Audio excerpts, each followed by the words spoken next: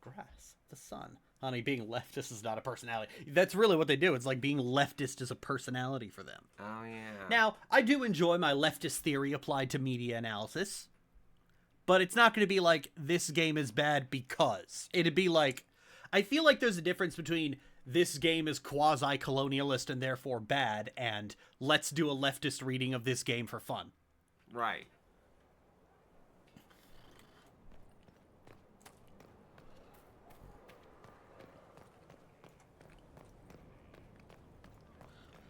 Pedantry is not activism. That's true, yeah. Pedantry is not activism. I need to remember that phrase.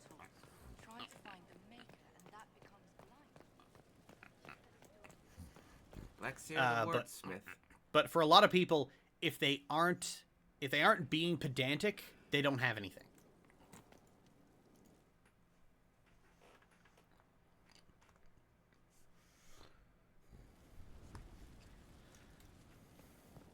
It's why you got it's why you got like the people in like comment sections who like need to pluck out one little mistake and fixate on it, because there's they get this rush of self-importance from correcting someone, which is why they do it. As what was effectively an English major, I'll tell you, literary analysis is very different from moral judgment. Yeah. It's like when I say, like, you can read Star Trek from a conservative lens. That's not a judgment of Star Trek. I mean, Star Trek depicts a utopia. There is always going to be something softly conservative about that. Yeah. Because you know, leftists don't know how to have fun, and so they always need to pick apart utopias. It's like, the whole point of it is that, you know, it envisions a better humanity. I aspire, sir, to be better than I am.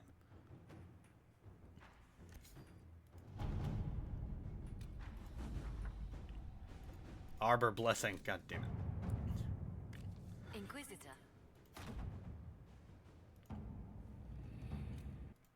Bring me back bloodstones, goddammit. Impre Duloin resources. Wait a minute.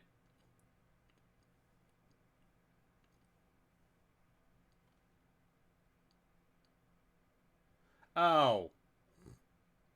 I have to send Cullen to pick up bloodstones. You know what? That makes sense. He'd probably see a bloodstone and go, ooh, lyrium. Oh, wait. Yeah, like, a lot of people, if they don't have, I think it's, I always wonder how much people tend to interpret critique as moral judgment, because oftentimes, like, the original form of critique is basically just to show off. Like, right. So it's like,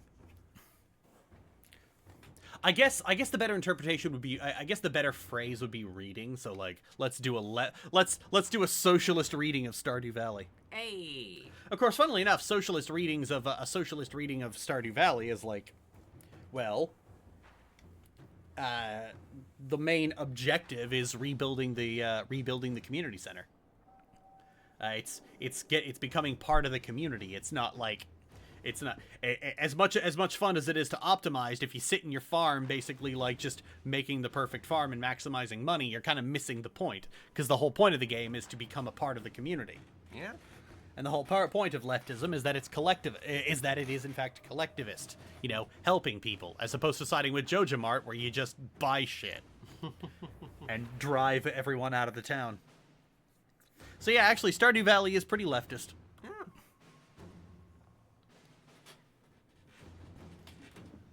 Needs to pick up bloodstone. Is that a soft? No. Good try, Lexer, but that was a bit of a reach.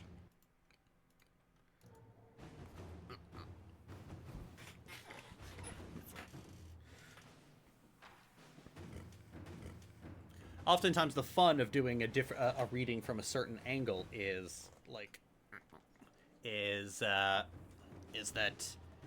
you get to examine media in a way you didn't get to before. The problem is, of course, even doing that is a problem, because like even doing that is difficult, because a lot of people, if you try to basically do YouTube videos of let's do an X reading of Y media, the first thing you're going to get is fans basically screeching at you because your analysis is not the same as theirs, and therefore it must be wrong, and you didn't understand it, you have no media literacy, and yada yada yada yada yada. It's like how you can't read Revolutionary Girl Utena from any angle or in any way possible, because then you've got it's like then you've got that gross tub of goo Yeah. screeching at you because it's not its take.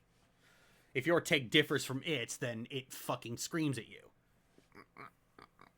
It's cozy cottagecore and leftist, the perfect package. Oh no, what happened? Oh dear. Yeah, no. We're just doing a thing. We're chatting. We're having fun. Do a Marxist reading on Revolutionary Girl Utena. Actually, it's not really particularly Marxist. It's very individualistic. Okay. Right. Or at least the series is very individualistic. Fuck me, I just broke my wardrobe. Oh no. Oh no. I broke my keyboard tray. 'Cause I'm an idiot. Hey, don't insult my wife like that. Yes, ma'am. Good girl.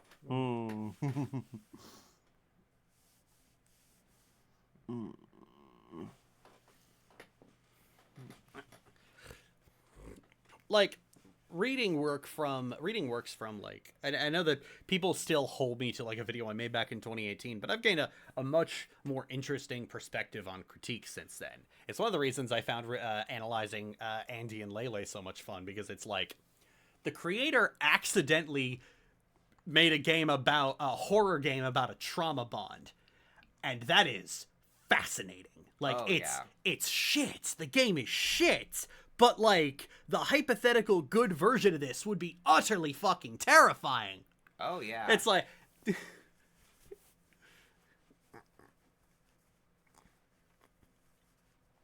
I'm not ashamed to say my taste in men included Cullen. You mean Edward Cullen or this Cullen?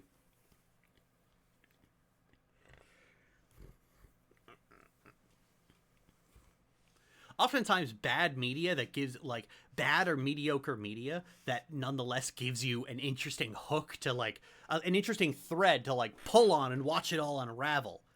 That is my favorite shit.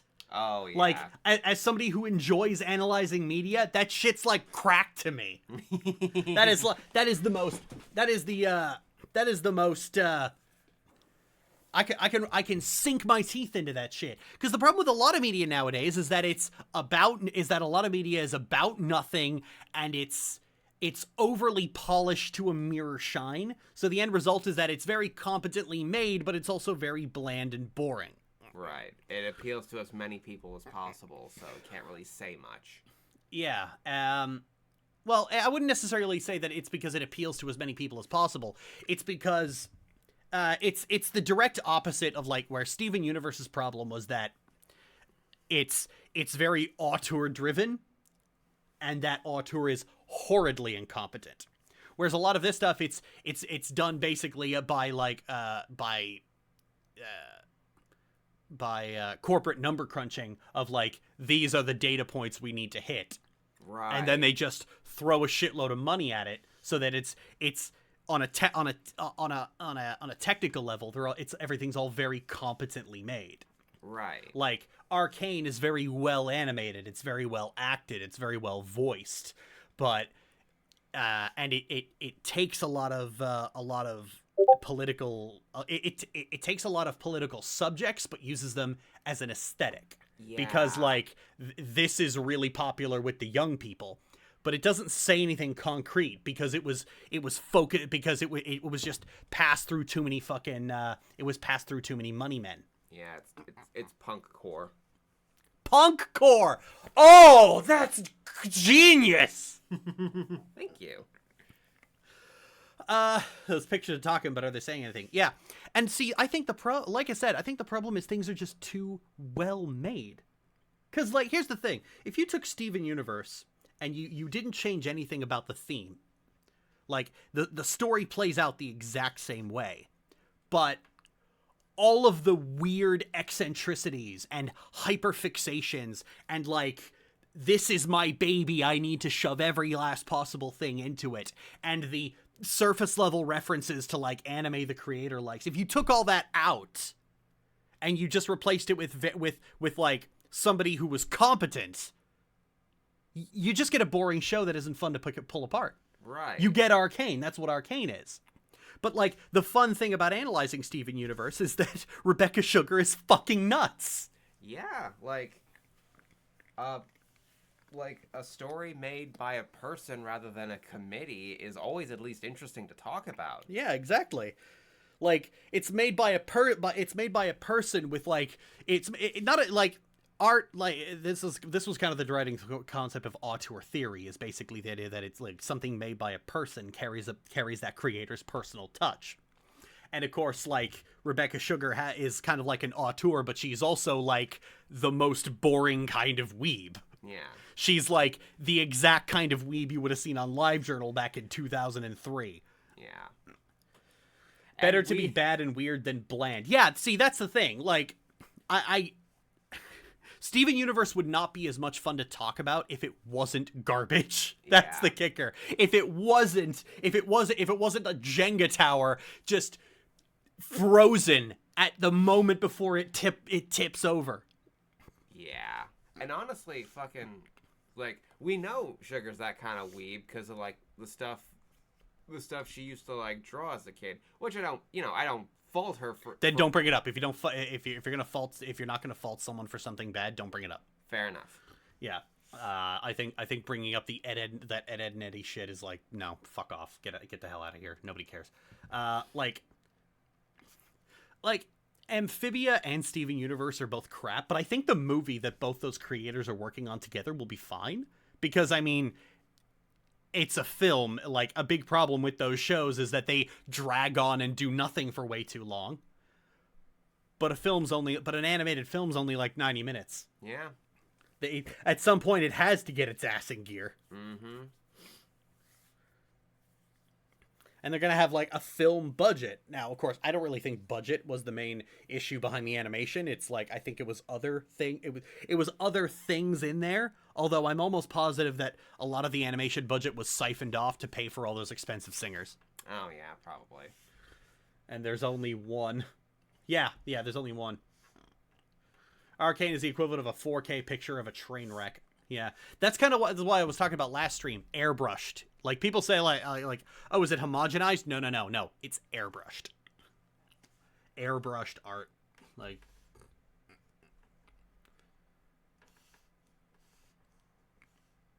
indeed. Budget does not equal effort. Yeah, like, when people blame all the problems on budget, like, we have seen big budget films and TV shows that are utterly terrible. Like, budget, like, here's my point of comparison. But no amount of budget stopped could fix the problem of like the people who make prestige TV don't know, like, they just don't bother to bring lights onto their fucking set. Right. Like, no amount of budget's gonna fix that, because at some point someone has to go, guys, we can't see shit. Oh, but it's realistic. Dude, shut the fuck up. Like, that's the point where, like, you can't throw money at a problem. You need to hit the director in the back of the head with a stick. Yeah. Production value doesn't make a script. Production value also doesn't make competency. Nope.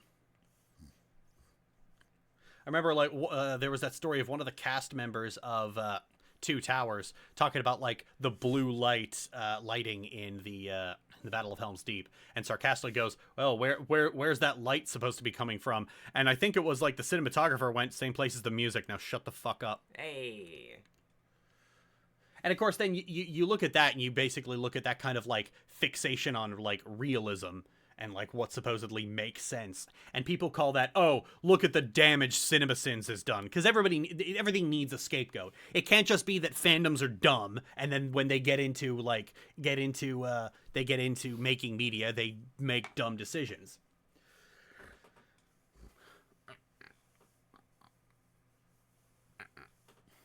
They need a scapegoat to blame. Right. Because the reason they need that scapegoat is so that they can keep up with the delusion, oh, if I was in the director's chair, it would be the best thing ever. It's like, I'd make the best film ever. It's like, no, you wouldn't. People would say, it's like, hey, do you think you should direct a film? It's like, no, I know absolutely nothing about directing a film. But you have great ideas about storytelling. Cool, that doesn't mean I know how to direct a film. Yeah. There's a lot more to it than that. a lot of SU's problems outside of Sugar's ideology and worldview were from how the show tried to be more or less a sitcom with the gems as wacky alien neighbors, and a story about the scars of a great war across the universe with Steven more or less as the Messiah. Didn't commit to one direction, so it didn't do either of it well. Yeah, like, I think she described it as, like, Utena crossed with The Simpsons, and I'm just like, dude, like, what the fuck? Like, Utena had those slice of life episodes, but, like, they kind of worked, like, in tandem with, you know, the overall plot and its themes, not, like, in friction with them. Yeah. Why would you even want to cross these two over? Basically it's like, I like these two things, I'm going to mash them together. It's a very fan fiction mindset. Yeah.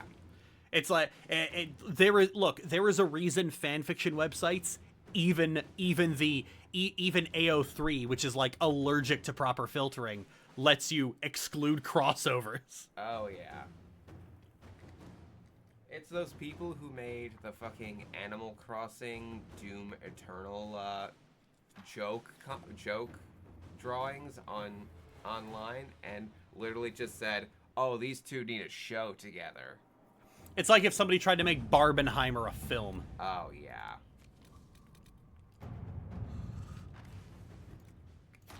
To work? That's ultimately the problem. Like, somebody tried to make it's like trying to make Barbenheimer a film. Like, that's not a film, it's a meme. Yeah. Like, a lot of the times crossovers don't work. I remember, like, it wasn't too long ago, like, whenever Disney acquired a new property, people were giddy and clapping because it's like, oh man, maybe this person could be in the MCU. Of course, now everybody now those same people, they hate the MCU. It's everything that's it's the degeneracy destroying society. So, like, Yeah. Harmon Briber. I remember, like, brief sidebar. I remember one person asked me online, it's like, "Hey, do Emerald and Vanessa go see Oppenheimer or Barbie?" And I was like, "They stayed home and watched They Clone Tyrone." Nice. It kind of was like when the live-action Avatar series was apparently trying to appeal to fans of Game of Thrones, and it's like, guys, they have Game of Thrones. Why they don't need? It just brings it right back to when, like, everybody was making Call of Duty knockoffs and they all sold poorly, like Homefront, and it's like, why didn't this? It's like, we focus tested and people said they liked Call of Duty. Why didn't our game sell as well as Call of Duty? Because they already fucking had it. Yeah. They didn't need your shitty version of it. What makes it work for Kingdom Hearts is that they visit the worlds on the world's terms and has its own story too. Sometimes they copy the film, which usually means they didn't let Nomura do anything. But other times it's like Nomura doing his wacky ass shit. Because, like, it's not just. A lot of people are like, oh, I'd like this Disney World in Kingdom Hearts. I'd like this one. I'd like this one. I'd like this one. But the ones Nomura actually puts in the game are like the ones he has a wacky idea for. Oh yeah. Like, there's thought put into this union. Yeah. It's like, what if Randall teamed up with Vanitas and you had to fight a big lump of goo at the end? And then Sully yeets Vanitas into a door, and then he yeets that door into another door, and then he yeets that door into another door, and then when that door arrives, he puts it in the chipper! It's brilliant, brilliant, brilliant! Has a consistent tone of very heightened emotion, I believe. Yeah, that's part of what it works. Like, Nomura makes the worlds work for Kingdom Hearts. Right. He doesn't make Kingdom Hearts on the basis of, we need to hit these things because they're popular. Yes. Like, a lot of people wanted Star Wars to be in Kingdom Hearts 3, but it probably wasn't going to happen because Nomura had other ideas. Yeah. And then you get shit like the Frozen world, where, like, Disney was like, no, you can't do this, no, you can't do this, no, you can't do this, and it's like, okay, fine. Like, you just stay on the fucking mountain and that's it, and then you fight Skull. Because you're not allowed to fight, like, Hans himself or Elsa. Hans getting Norded would be funny. Like, given the plot of that film, Elsa turning into a Heartless would have been perfect. Oh, fuck, it would have been.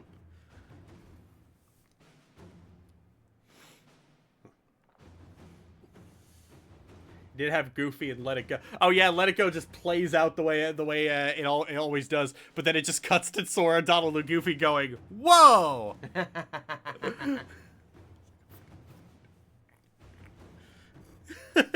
Dumb as shit. I love it. Yeah. Like I said, they make it work well enough. You get that one conversation between like Sora and Elsa, and then you get the fucking labyrinth with Lark Sheen. You get a Star Wars world in Star Wars world in Kingdom Hearts.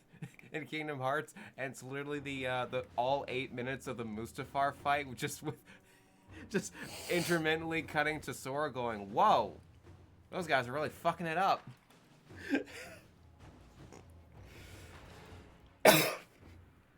You know, what would be perfect for Kingdom Hearts?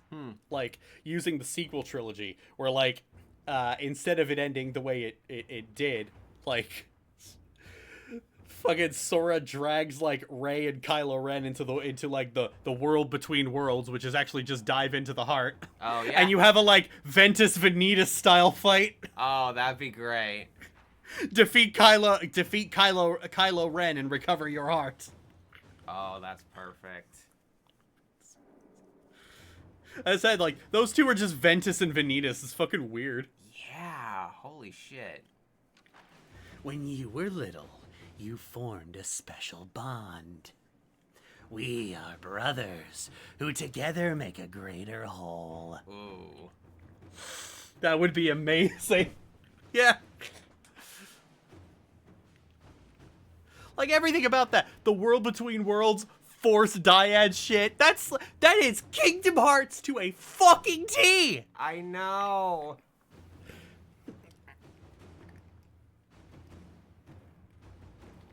Luke trying to kill his apprentice. Fucking Ericus trying to kill Terra and Ven. Right. And it's like... they're both... And it's Ericus Mark is Hamill. also Mark Hamill. Yeah. I failed. I had a chance to stop him and couldn't do it.